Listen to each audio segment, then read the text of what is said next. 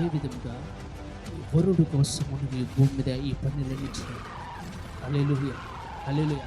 నీవు ప్రతి దినము నీ గుడారములు ఏ విధంగా పనిచేస్తున్నావో, నీవు ప్రతి దినము కూడా దేవుని రాజ్యం ఈ భూమి మీద అనుభవించడానికి, ప్రభు ఈ భూమి మీదకి రావడానికి, నువ్వు ప్రతి దినము కూడా ఈ విధముగా దేవుని రాజ్యమును కట్టడానికి, దేవుని రాజ్యం ఈ భూమి మీద అనుభవించడానికి, పరలోక రాజ్యాన్ని ఈ భూమి మీద అనుభవించడానికి, శత్రువు నీ పాదముల కిందకు వచ్చినట్లు నువ్వు ప్రతి దినము కూడా ఈ విశ్వాసపు జ్ఞానము కలిగిన ప్రత్యక్షతలోనే నువ్వు ముందుకు కొనసాగాలి.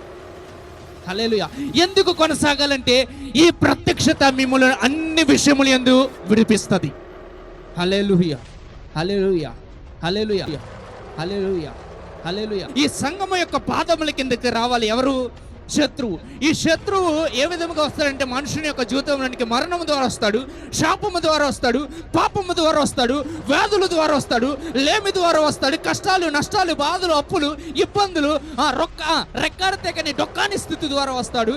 ఈ పరిస్థితులన్నిటిని బట్టి వస్తాడు.